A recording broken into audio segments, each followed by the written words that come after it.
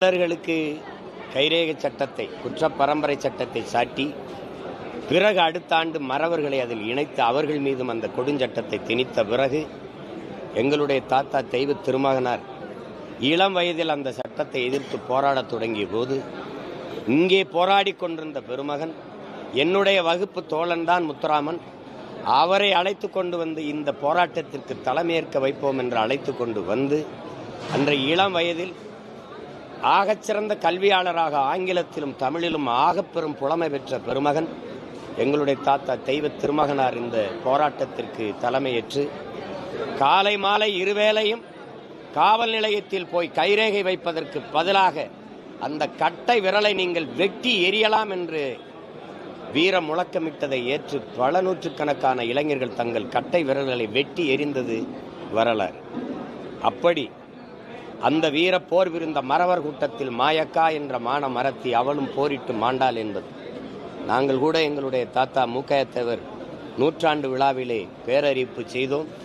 தமிழ் தேசிய பேரரசு தமிழர் அரசு அமைகிற போது நாங்கள் எங்கள் பாட்டியார் மாயக்கா பேரிலே மகளிர் கல்லூரியை நாங்கள் இந்த மண்ணிலே தொடங்குவோம் என்று அறிவித்தோம்.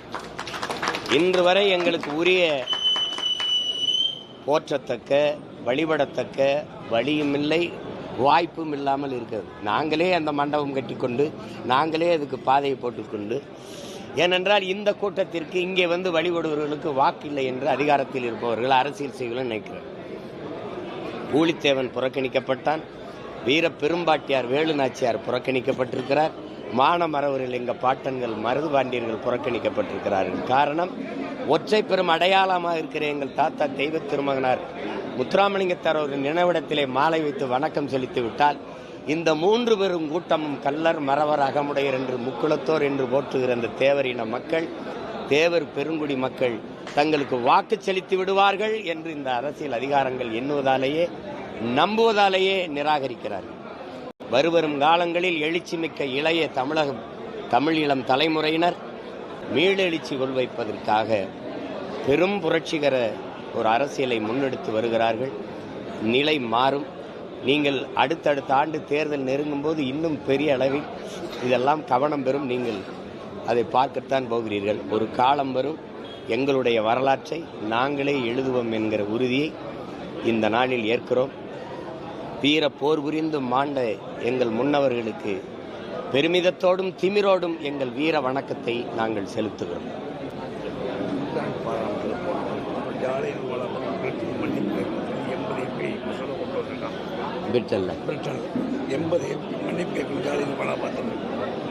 எங்கள் அண்ணன் சொல்கிறாங்க, முருகன்ஜி அவர்கள் பிரிட்டிஷ் பாராளுமன்றத்தில் இந்த கடந்த வாரத்தில் 80 நாடாளுமன்ற உறுப்பினர்கள் வந்து ஜாலியன் வாலாபாக் படுகொலைக்கு மன்னிப்பு கேட்கணும் என்று.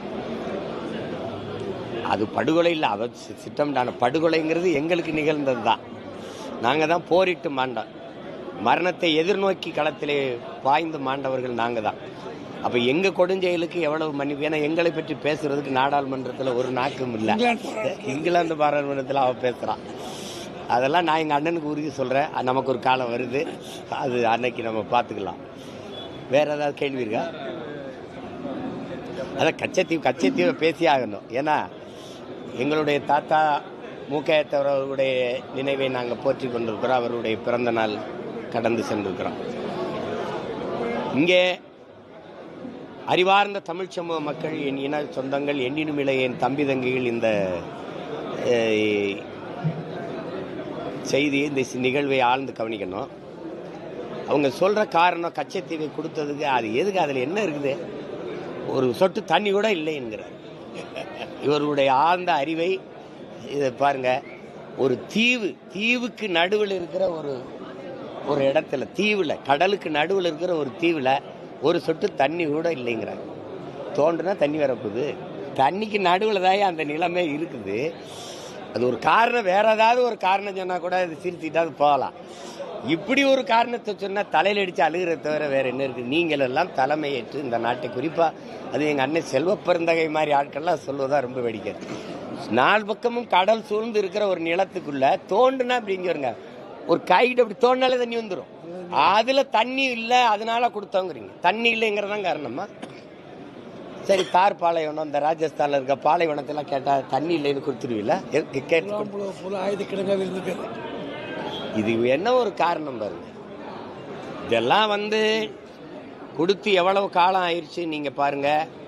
இப்போ கச்சத்தீவை மீட்க நாங்கள் போராடுவோம்ட்டு 4 கட்சிகளும் நாடகம் போடுது. எங்கள் ஊரில் திருவிழா வரும்போது மாரியம்மன் திருவிழா, ஐயனார் திருவிழா, கருப்பணசாமி திருவிழா நாடகம் போடுவோம். இது மாதிரி இப்போ தேர்தல் திருவிழா வர்றதுனால இந்த கச்சத்தீவு மீட்பு நாடகத்தை போடுது. நம்ம முந்தா நாள் தான் எடுத்து கொடுத்துருக்காங்க. அதனால இன்னைக்கு மீட்க இவங்க தீர்மானம் போடுறாங்க. கொடுத்த 4 பேர் இந்த காங்கிரஸ் கூட இருந்து அது கைகட்டி பதவிக்காக நின்னது இந்த திமுக. அதை இவ்வளவு காலமாக அதிகாரத்தில் இருந்த இந்த கட்சிகள் பாரதிய ஜனதா, அதிமுக அவங்களாம் எதிர்த்து போரிட்டு மீட்காம திருப்பி தேர்தல் வரும்போது அது நாங்கள் போய் ராமேஸ்வரத்தில் தொடர்ச்சியாக மீனவர் படுகொலை செய்யப்படுவது, வலை விரிக்கப்படுவது, படகு பறிக்கப்படுவது, சிறைபிடிக்கப்படுவதை எதிர்த்து பெரும் போராட்டத்தை நிகழ்த்தியதனுடைய பின்விளைவாக இப்போ தேர்தல் வருது. மீனவர் வாக்கு வேணும்ல. சரி, அதெல்லாம் விடுங்க. அது அந்த நாடகம். எங்கள் தாத்தா மூக்கையத்தவர் இறந்து எவ்வளோ நாள் ஆச்சு? இன்னும் முந்தா நாள் தான் இறந்து இன்னைக்கு அடக்கம் பண்ண மாதிரி நீங்கள் மணிமண்டபம் கட்டுவேன்றீங்க. 46 ஆண்டுகளாக என்ன பண்ணி 3 முதல்வர்களுக்கு பதவி பிரமாணம் எடுத்து வந்த சட்டப்பேரவையினுடைய தலைவராக இருந்த பெருமகன் எங்கள் தாத்தா முத்துராமலிங்க தேவர் அவர்கள் கூட தமிழ் மாநிலத்துக்கு தான் ஃபார்வர்ட் பிளாக் கட்சியின் தலைவராக இருந்தார். அகில இந்திய இவ்வளவு பெரிய துணை கண்டத்தின் ஃபார்வர்ட் பிளாக் கட்சியின் தலைவராக இருந்த பெருந்தகை எங்களுடைய தாத்தா மூக்கையத்தவர் அவர்கள்.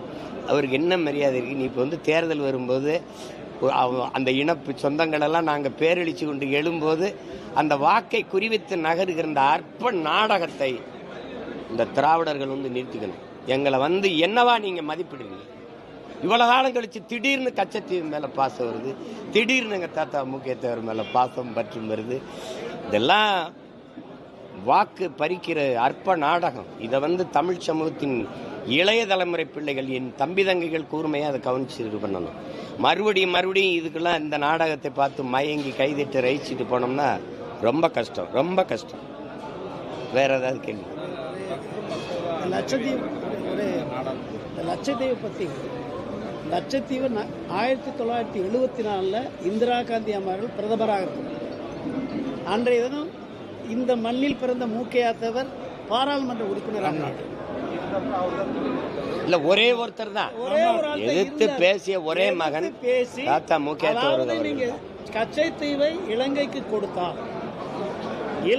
கொடுத்தால் மீனவர்கள் உறுதியாக பாதிக்கப்படுவார்கள். அது மட்டுமல்ல, வெளிநாட்டிற்கும் நமக்கும் இந்திய நாட்டிற்கும் அது தொடர்பாக இந்திய நாட்டுடைய பாதிப்புக்குள்ளாகும் சொல்லி வெளிநடப்பு செய்தவர் அன்றைய தமிழகத்தின் முதல்வர் டாக்டர் கலைஞர் தான். இன்னைக்கு அவர்கள் ஏன் இத்தனை நாளா கண்டது இல்லையா? அதிமுகவில் அந்த கேஸை சுப்ரீம் கோர்ட்ல போட்டு பெண்டிங் இருக்கு, கேஸ் பெண்டிங் இருக்கு.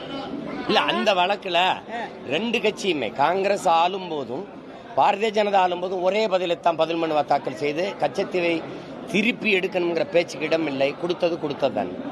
அன்னைக்கு தாத்தா மூக்கையத்தவர் அவர்கள் என்ன பேசுறாங்கன்னா, வடபுலத்தில் இமயமலைக்கு பகுதியில் நீங்கள் எடுத்து அப்படியே நீங்கள் சீனாவுக்கு உங்கள் அப்பா தாரை வார்த்து கொடுத்துட்டாரு, அது ஒரு வரலாற்று பெருந்துரோகம். அதே மாதிரி நீங்கள் இந்த கச்சத்தீவை தாரை வார்த்து இலங்கை கொடுப்பதனால இந்த நாட்டு மக்களுக்கு, குறிப்பாக தமிழ்நாட்டு மக்களுக்கு மிகப்பெரிய வரலாற்று துரோகத்தை நீங்கள் செய்கிறீங்க. அதுக்கு நான் இருக்கிற ராமநாதபுரம் பாராளுமன்றத்தில் நீங்கள் இருக்கிற அந்த பகுதி, அது கச்சத்தீவு உங்களுக்கு தெரியும், அது இந்திய நிலப்பரப்பே இல்லை. அது எங்கள் தாத்தா சேதுபதி, எங்கள் பாட்டன் சேதுபதி மன்னனுடைய சொந்த நிலம். அதை நீங்கள் எடுத்து அதை கொடுத்துட்டீங்க. இன்னைக்கு அதுக்கு சொல்கிற காரணம்லாம் ரொம்ப வேடிக்கையாக இருக்குது. அன்னைக்கு கச்சத்தீவை எடுத்து கொடுக்கும்போது எதிர்த்து போரிட்ட ஒரே வீரர் எங்கள் தாத்தா மூக்கையத்தவர் அவர்கள் தான். அவருடைய நினைவை ஒட்டி இன்னைக்கு அவங்க நாங்கள் கச்சத்தீவை மீட்க போராடுவோம்னு தீர்மானம் போட்டிருக்கிறத சரி ஒன்று செய்வோம், மீட்கட்டும், ஒரு பாராட்டு கூட்டம் நம்ம போட்டுருவோம். என்னன்னா போட்டுருவோம். ஏன்னா இந்த மாதிரி தீர்மானத்தை நாங்கள் நிறைய பார்த்துட்டதுனால இது வெற்றி தீர்மானம் இல்லாமல் வெற்றி தீர்மானமாக அமைந்தால் பாராட்டுவோம். தப்பு இல்லை. வேற கேள்வி தம்பி? மாறி மாறி குற்றச்சாட்டு வைக்கிறாங்க. மத்திய அரசு முழுமையா சொல்றாங்க, இந்த தீர்மானம் மூலமா மத்திய அரசு வலியுறுத்தணும்னு தீர்மானத்துல சொல்றாங்க. அதிமுக 10 வருஷம் என்ன பண்ணீங்கன்னு திமுக கேட்குறாங்க. நீங்க ஆட்சியில் இருந்தீங்க 10 வருஷம் என்ன பண்ணீங்கன்னு கேட்குறாங்க. அப்படி மாறி மாறி இல்லை அதுதான் இப்போ 10 ஆண்டுகள்னு அதிமுக சொல்றதை நான் ஏற்கிறேன். ஆனால் இன்னும் சொல்றேன், 10 ஆண்டுகள் இல்லை, தொடர்ச்சியாக 18 ஆண்டுகள் அமைச்சரவையில், இந்திய ஒன்றியத்தில் அமைச்சரவையில் இருந்த ஒரு மாநில கட்சி திமுக.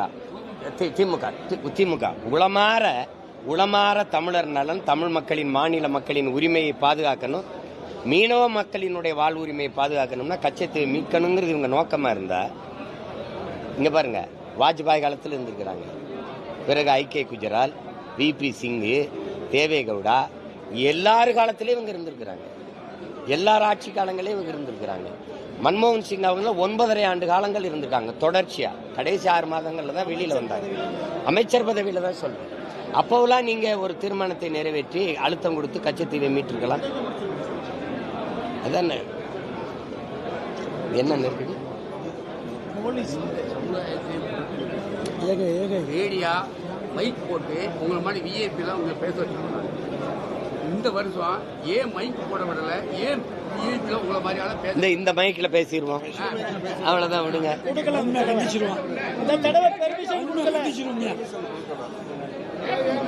மசோதா நிறைவேற்றிருக்காங்க, சிறுபான்மையினர் கடுமையான எதிர்ப்பு தெரிவித்திருக்காங்க. முதல்வர் வேற வழக்கு தொடர்புலாம் கூட சொல்லியிருக்காங்க. என்ன எப்படி பார்க்குறீங்க? அது உங்களுக்கு தெரியுதே, பாரதிய ஜனதா அதனுடைய அரசியல் இஸ்லாமிய மக்களுக்கு எதிரான நிலைப்பாடை எடுப்பதான் இந்துக்களுடைய வாக்கை தன் பக்கம் குவிக்க முடியுங்கிறது அதனுடைய அரசியல். அதனால தேர்தல் வரும்போது அதை எடுக்கும்.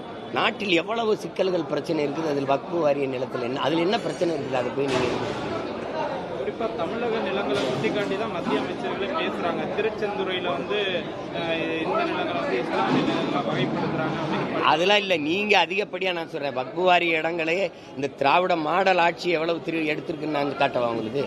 திருச்சியில நாங்க போய் போராடிட்டு இருக்கோம், எடுக்காதீன்ட்டு. வக்ஃபு வாரிய இடத்துல எடுத்து விளையாட்டுத்துறை அமைச்சர் ஒரு விளையாட்டு அரங்கம் கட்டி திறந்து விட்டு வச்சிருக்காரு. அதுக்கெல்லாம் என்ன பண்றது? ஜாகிர் ஹுசேன் மரணம் எதனால நடந்தது? வக்ஃபு வாரிய இடத்தை எடுக்காதேன்னு தான். நீங்க இங்க எப்படி வழக்கொள்ளைக்கு எதிராக போராடின ஜாபர் அலி கொல்லப்படுறார், வக்ஃபு வாரிய இடத்தை எடுக்காதேங்கிற ஜாகிர் ஹுசேன் கொல்லப்படுறார், அப்புறம் தீர்மானம் போட்டு என்ன போகுது? இதெல்லாம் தேவையற்றது. இது நாட்டுக்கும் மக்களுக்குமான அத்தியாவசிய பிரச்சனையில் அது இல்லை. முதல்ல அதை நீங்க கவனிக்கணும். அதை விட்டுட்டு சும்மா போய் தேர்தல் நேரத்தில் நீங்க இந்த இஸ்லாமிய மக்களின் மீது வெறுப்பு உமிழ்வது, அந்த வாக்கை ஒரு தரப்பினர் வாக்கை குவிக்கிறதுக்கு போராடுவது, இதெல்லாம் ஒன்றுபட்டு இருக்கிற நாட்டினுடைய ஒருமைப்பாடு, இறையாண்மை சிதைக்க வழிவகுக்குமே ஒழிய ஒற்றுமைக்கு ஒருபோதும் அது ஒன்றும் கிடையாது. இந்த நாட்டுக்கு கரெக்டாக பயனாகவும் ஆகாது. வேற ஏதாவது அவ்வளவுதானே.